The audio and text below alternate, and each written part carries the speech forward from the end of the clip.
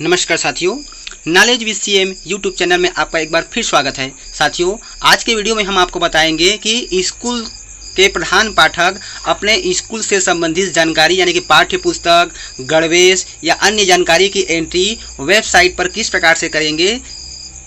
तो चलिए वीडियो शुरू करते हैं। तो सबसे पहले आपको आपके होम ब्राउज़र में जाकर के आपको SSA छत्तीसगढ़.gov.in टाइप करके आपको ये सर्च करनी है। जैसे ही आप सर्च करेंगे तो आपकी स्क्रीन कुछ इस तरह से दिखाई पड़ेगी। उसके बाद यहाँ पर देखिए लिखा हुआ है बुक यूनिफॉर्म, तो उसे आपको क्लिक करना है। तो आपके सामने स्क्रीन इस तरह से दिखाई पड़ेगी, जहाँ पर दो ऑप्शन दिखाई पड़ रहा है, एक है स्कूल लॉगिन का और दूसरा है क्लस्टर लॉगिन का। पिछले वीडियो में मैंने आपको क्लस्टर लॉगिन के बारे में बता दिया है। आज के वीडियो में हम आपको स्कूल लॉगिन के बारे में बताएंगे कि संबंधित स्कूल का हेड मास्टर उक्त जानकारी को किस प्रकार से ऑनलाइन एंट्री करेगा। तो साथियों, यदि अभी तक आपने हमारे चैनल को सब्सक्राइब नहीं किया है तो प्लीज़ हमारे चैनल को सब्सक्राइब कर बेल आइकन के बटन को प्रेस कर दे, ताकि जब भी हम लेटेस्ट वीडियो अपलोड करें तो उसका नोटिफिकेशन आपको मिलता रहे। तो चलिए, जैसे ही हम स्कूल लॉगिन के ऊपर क्लिक करते हैं तो इस तरह से जानकारी ओपन होती है। इस तरह से स्क्रीन हमारे सामने दिखाई पड़ती है। यहाँ पर लिखा है सर्व शिक्षा अभियान सब पढ़े सब बढ़े, फिर लिखा है स्कूल लॉगिन। तो मैंने आपको पिछले वीडियो में बताया है कि यूज़र नेम में यहाँ पर संबंधित स्कूल का UDICE कोड आपको एंट्री करना है, और UDICE कोड एंट्री करने के बाद यहाँ पर पासवर्ड में संबंधित प्रधान पाठक का मोबाइल नंबर यहाँ पर एंट्री की जानी है। यदि प्रधान पाठक का मोबाइल नंबर एंट्री करने के बाद लॉगिन किया जाता है और इनवैलिड का मैसेज आता है, तो इससे तात्पर्य यह है कि CSE द्वारा उक्त प्रधान पाठक की प्रविष्टि अपने लॉगिन में नहीं की गई है। तो उससे पहले आप अपनी एंट्री संबंधित CSE से करवा लेंगे।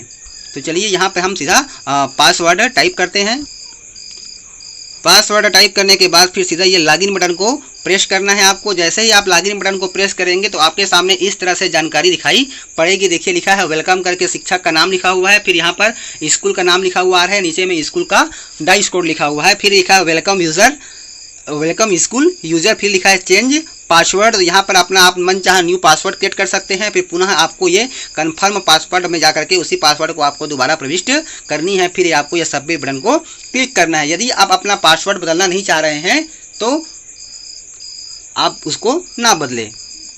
उसके बाद फिर चलिए अब बात कर लेते हैं लेफ्ट साइड में जो ऑप्शन दिए गए हैं। देखिए सबसे पहले ऑप्शन दिया है आपका टेक्स्ट बुक का, तो ये आपको टेक्स्ट बुक को क्लिक करना है। जैसे ही आप टेक्स्ट बुक को क्लिक करेंगे तो यहाँ पर ऑप्शन दिया गया है इनरोलमेंट एंट्री अर्थात दर्ज संख्या। तो ये आपको इनरोलमेंट एंट्री को क्लिक करना है। जैसे ही आप इनरोलमेंट एंट्री को क्लिक करेंगे तो आपके सामने इस तरह से जानकारी दिखाई पड़ेगी कि क्लास 1 में कितने बालक हैं, क्लास 1 में कितनी बालिका हैं, कुल कितने हो गए, क्लास 2 में बालक बालिका, फिर क्लास 3 में बालक बालिका कुल, क्लास 4 में बालक बालिका कुल, क्लास 5 में बालिका बालिका कुल। इस तरह से आपको यहाँ पर स्टूडेंट की एंट्री करनी है।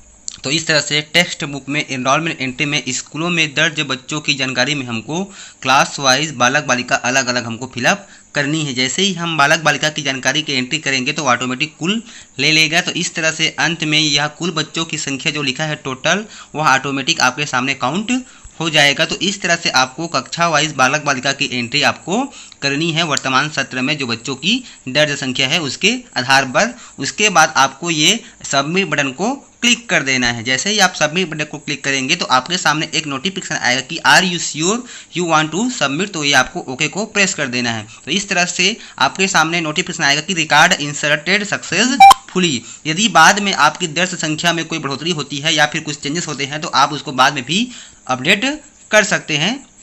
उसके बाद चलिए बात कर लेते हैं एनरोलमेंट एंट्री के बाद ऑप्शन दिया है वेरीफाई बुक्स रिसीव फ्रॉम संकुल, अर्थात संकुल से प्राप्त पुस्तकों को वेरीफाई करना। जैसे ही हम उसे क्लिक कर तो जैसे ही हम वेरीफाई बुक्स रिसीव फ्रॉम संकुल करेंगे तो संकुल से प्राप्त किताबों को हमको सत्यापन करना है, अर्थात CSE द्वारा हमको जितने बुक दिए गए हैं उसकी जानकारी उनके बाद करने के बाद जब हम इस तरह से जानकारी ओपन करते हैं तो हमारे सामने इस तरह से क्लास वाइज पुस्तकों की संख्या हमारे सामने डिस्प्ले हो रही है। देखिए यहाँ पर क्लास का नाम लिखा है, सब्जेक्ट का नाम लिखा हुआ है, यहाँ पर क्वांटिटी लिखा हुआ है। तो जितने भी क्वांटिटी हमको संकुल से प्राप्त हुआ है, यदि वह जानकारी इसमें दी गई जानकारी से मैच कर रही है तो हमको यहाँ पर नीचे में ऑप्शन दिया गया है वेरीफाई का, तो ये हमको वेरीफाई को दबा करके हमको वेरीफाई कर देनी है।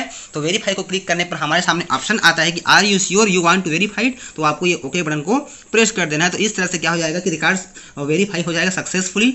और उसके बाद ऑप्शन दिया है बुक डिस्ट्रीब्यूशन टू स्कूल, यहाँ पर आपको बुक डिस्ट्रीब्यूशन टू स्कूल को क्लिक करना है। यहाँ पर लिखा है शाला द्वारा वितरित किताबों की जानकारी, यहाँ पर है वितरण का दिनांक, अर्थात जिस दिनांक को विद्यालय में विद्यार्थियों को किताब वितरित किया जा रहा है उस दिनांक को यहाँ पर आपको चयन कर लेना है। चयन करने के बाद यहाँ पर दर्ज संख्या दिया गया है और कितने विद्यार्थियों को पुस्तकें वितरित कर दी गई है उसकी संख्या यहाँ पे आपको फिलअप करनी है। फिलअप करने के बाद यहाँ पर शेष किताबों की संख्या ऑलरेडी ऑटोमेटिक जनरेट हो जाएगा। एग्जाम्पल के लिए मान लीजिए कि योग शिक्षा में जो 10 प्राप्त हुई है और यहाँ पर मैंने 9 फिलअप किया तो ऑटोमेटिक वहाँ पर -1 शो होना शुरू हो जाएगा। उसके बाद फिलअप करने के बाद सीधा आपको यहाँ पर सबमिट बटन को क्लिक कर देना है। तो इस तरह से आप बच्चों को प्रदाय पुस्तक की जानकारी की एंट्री कर सकते हैं। फिर यहाँ पर दिया है बुक डिस्ट्रीब्यूशन रिपोर्ट, उसके बाद जब पूरे बच्चों को आप वितरित कर लेंगे उसके बाद ये विद्यार्थियों को वितरित किताबों की जानकारी को आप ओपन करेंगे तो आपके सामने इस तरह से जानकारी ओपन हो जाएगी, जिसमें संकुल से प्राय किताब की जानकारी होगी, दर्ज संख्या होगी,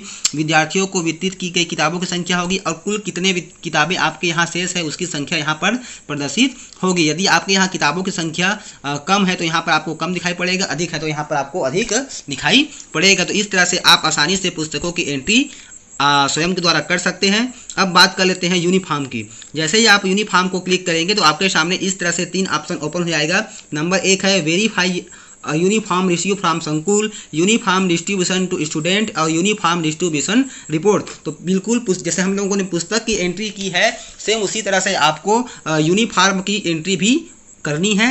एक बार चलिए इसको पेज को ओपन कर देख लेते हैं। ये देखिए जैसे ही हमने वेरीफाई को ओपन किया तो यहाँ पर लिखा है कृपया पहले दर्ज संख्या की एंट्री पूर्ण करें या आपके संकुल को किताब प्राप्त नहीं हुई है। चूंकि प्राप्त नहीं हुआ है इस टाइम से यहाँ पर जानकारी ओपन नहीं हो रही है।